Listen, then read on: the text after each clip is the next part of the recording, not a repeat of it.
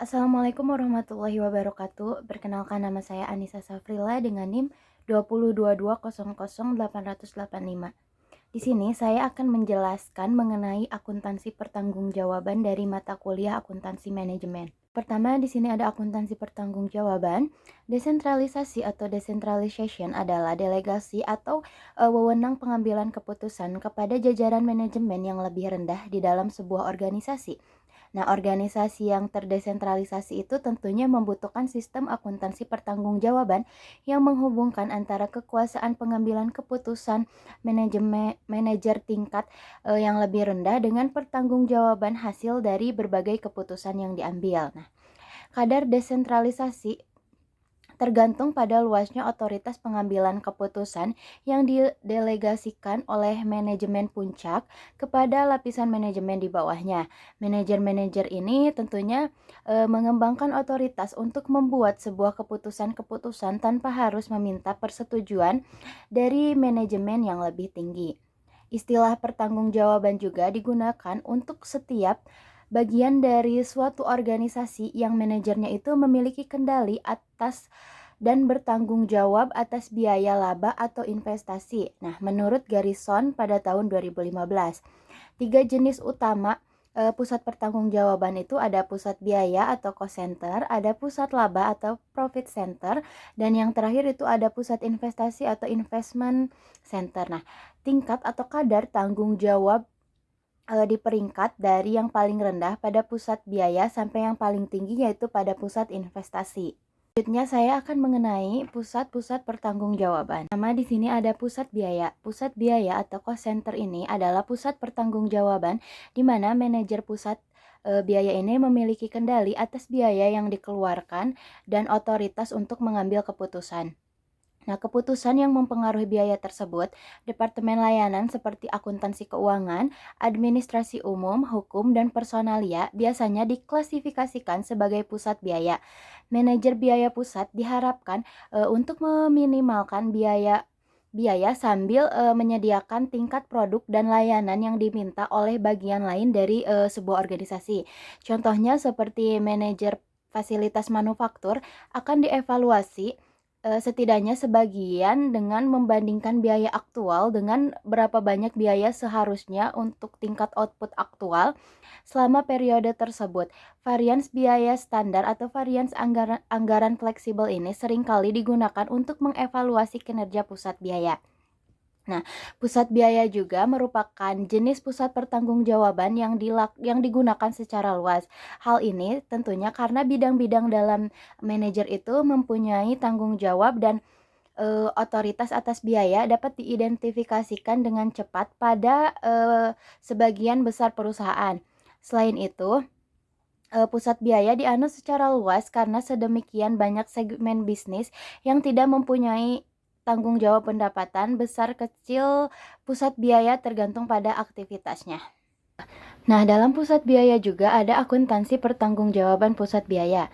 Di sini terdapat dua metode yang lazim untuk memberikan umpan balik dalam pusat biaya. Metode pertama itu ada biaya standar. Nah, biaya standar ini untuk bahan baku langsung, tenaga kerja langsung, overhead pabrik dibandingkan dengan biaya aktual. Evaluasi kinerja terhadap suatu pusat biaya menekankan langkah-langkah efisiensi guna memastikan bahwa hasil-hasil operasi periode tertentu itu dicapai dengan biaya yang semaksimal mungkin. Efisiensi itu dievaluasi dengan laporan kinerja yang memperlihatkan bagaimana biaya sesungguhnya itu mengoperasikan pusat biaya dibandingkan dengan biaya yang dianggarkan yang menunjukkan tingkat efisiensi yang dapat diterima. Nah, metode yang kedua itu adalah metode anggaran fleksibel tanpa biaya standar, yang berarti biaya dan pendapatan pada berbagai tingkat aktivitas, biaya yang penggunaan pola perilaku biaya sebagai landasan untuk diproyeksikan ini kemudian dibandingkan dengan kinerja aktual yang sesungguhnya dalam upaya untuk menentukan biaya kendali atau tidak. Ini ada ilustrasi mengenai biaya standar untuk tenaga kerja langsung. Di sini ilustrasinya itu dari PT Sinar Baru Indonesia. PT Sinar Baru Indonesia ini merupakan perusahaan fabrikasi yang menghususkan kegiatannya dalam produksi pipa, alat berat serta berbagai perlengkapan untuk untuk industri minyak dan gas menggunakan sistem job order. Dalam melaksanakan proses produksinya memiliki beberapa departemen yang terkait, yaitu ada project manager, quality control, accounting, estimating, production, dan procurement department. Nah, dalam melaksanakan proyeknya, telah ditetapkan terlebih dahulu biaya standar yang digunakan dalam memproduksi baik bahan baku, tenaga kerja langsung, maupun biaya overhead yang telah ditetapkan oleh estimasi departemen. Biaya tenaga kerja langsung yang terjadi dalam mengelola produk jadi harus dapat dikendalikan oleh project manager agar tidak terjadi pemborosan biaya.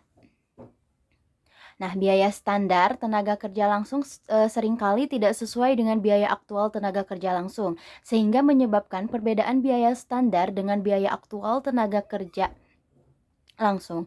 Nah, beberapa proyek yang terjadi varians atau selisih antara biaya standar dengan biaya aktual tenaga kerja langsung, terutama pada proyek job 45,8 dan job nomor 876. Sehingga untuk ketiga proyek tersebut diperlukan analisis varians biaya tenaga kerja langsung untuk mengukur varians atau selisih antara biaya standar tenaga kerja langsung dengan biaya aktual tenaga kerja langsung sehingga diharapkan dapat mencapai biaya tenaga kerja langsung dan Y menjadi efisien. Ilustrasi biaya standar tadi di sini membahas 4 bahasan. Yang pertama ada varians tarif tenaga kerja langsung. Varian tarif tenaga kerja langsung yang terjadi pada PT Sinar Baru Indonesia ini perlu dihitung untuk mengetahui seberapa besar varians atau selisih tarif tenaga kerja langsung dan apakah varians tersebut menguntungkan ataupun merugikan.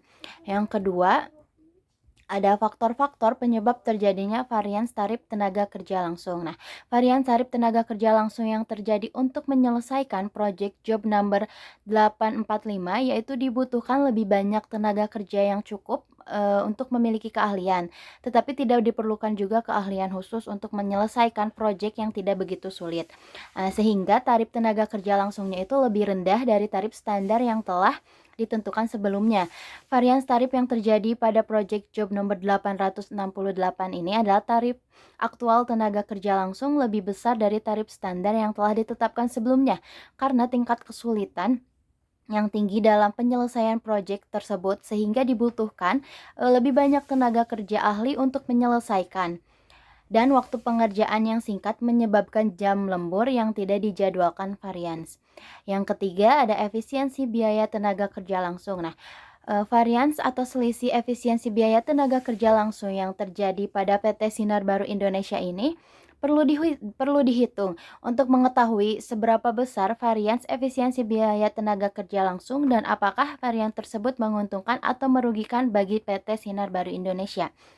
Dan yang terakhir yaitu ada faktor-faktor penyebab terjadinya varians efisiensi tenaga kerja langsung. Pada proyek job number 845 disebabkan oleh kurangnya pengawasan oleh bagian produksi. Nah, sehingga pada saat proyek telah selesai itu dilaksanakan masih ada jam kerja yang terhitung. Para manajer produksi bertanggung jawab atas penggunaan secara produktif tenaga kerja langsung. Faktor yang menyebabkan terjadinya varians efisiensi biaya tenaga kerja langsung untuk proyek job nomor 868 ini adalah barang pesanan yang terlambat datang mengakibatkan bertambahnya jam kerja dari yang telah ditetapkan sebelumnya, sehingga terjadi varians efisiensi. Nah, untuk alasan ini, bagian purchasing material bertanggung jawab penuh untuk dapat memperkirakan waktu pembelian material, sehingga material dapat segera sampai dan dapat langsung dikerjakan oleh tenaga kerja. Lamanya waktu perpindahan material dari gudang ke lokasi pengerjaan ini, karena material yang dibeli itu harus dicek terlebih dahulu oleh quality control material sehingga waktu proses pengerjaan menjadi lebih lama dan menyebabkan jam kerja ini bertambah. Dua, ada pusat laba. Pusat laba atau profit center ini adalah pusat pertanggungjawaban di mana manajer pusat laba ini memiliki kendali atas biaya dan pendapatan dalam pusat laba. Manajer bertanggung jawab dan otoritas untuk mengambil keputusan-keputusan yang mempengaruhi biaya maupun pendapatan unitnya. Nah, akuntansi pertanggungjawaban pusat laba ini nantinya akan melaporkan laporan kinerja pusat laba membandingkan kinerja sesungguhnya dengan kinerja anggaran. Selisihnya merupakan indikator kinerja. Nah, andaikan sebuah korporat atau perusahaan holding company ini menilai kinerja pusat laba dengan menggunakan laba terkendali. Laporan kinerja adalah membandingkan laba terkendali yang telah dicapai dan terkendali yang telah dianggarkan. Nah, dengan adanya laporan laba, manajer ini dapat mengetahui besarnya yang dianggarkan sehingga perusahaan ini dapat menganalisis penyebab pendapatan dan biaya yang sebenarnya dibandingkan dengan biaya yang terjadinya perbedaan dan mengambil tindakan koreksi apabila diperlukan. Kriteria lain yang dapat digunakan sebagai pembanding pusat laba ada yang pertama itu laba pusat laba tersebut tahun lalu, yang kedua laba korporat secara keseluruhan, yang ketiga laba pusat laba sejenis, dan yang terakhir yaitu laba perusahaan lain yang beroperasi di industri yang sama, menghasilkan produk yang sama, atau menghasilkan jasa yang sama. Selanjutnya yang terakhir adalah pusat investasi. Pusat laba atau profit center adalah pusat pertanggungjawaban di mana manajer pusat investasi memiliki kendali atas biaya, pendapatan, dan investasi dalam aset operasi. Manajer pusat investasi mempunyai wewenang ekstensif untuk tindakan-tindakan seperti pembelian aset jangka panjang, penentuan surat-surat kredit, penentuan tingkat persediaan, dan penetapan harga jual pusat. Nah, investasi dianut secara luas dalam perusahaan-perusahaan yang sangat terdiversifikasi. Biasanya pusat investasi ini diorganisasikan sebagai divisi-divisi. Divisi umumnya distruktur menurut fungsi perusahaan, produk pelanggan atau wilayah, dan dapat diorganisasikan juga sebagai pusat biaya laba atau investasi. Nah, perusahaan Boeing mengorganisasikan divisi-divisi menurut pelanggan. Divisi pesawat komersil memproduksi pesawat untuk maskapai penerbangan.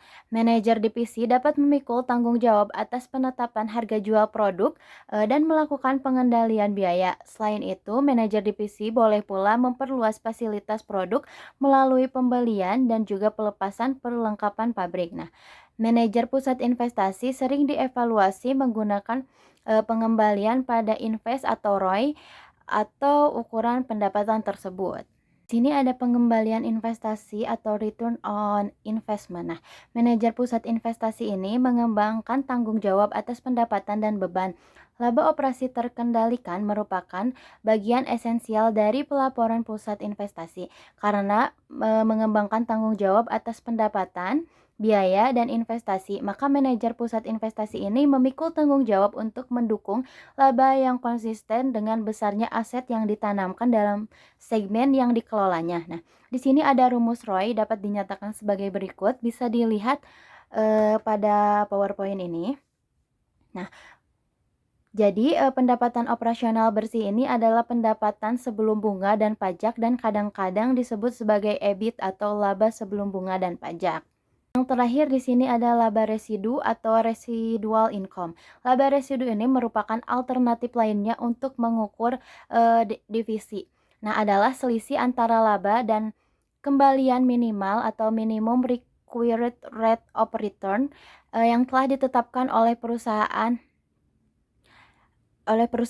RI juga disebut EVA atau Economic Value Added. Kembalian minimal ini adalah persentase tertentu dikalikan dengan investasi atau aset neto. Nah, apabila laba residu ini digunakan untuk mengevaluasi kinerja divisi, maka manajer ini masing-masing divisinya termotivasi untuk memaksimalkan laba residu. Nah, dalam mengukur kinerja laba residu secara konseptual dipandang lebih baik daripada ROI. Karena residual income ini mendorong para perusahaan sebagai kesatuan, sedangkan ROI ini sebaliknya dapat mendorong para manajer untuk mengambil sebuah keputusan investasi yang menguntungkan manajer untuk tidak mengambil keputusan investasi yang menguntungkan perusahaan secara keseluruhan hanya karena ROI divisinya turun. Cukup sekian yang dapat saya sampaikan mengenai materi akuntansi pertanggungjawaban.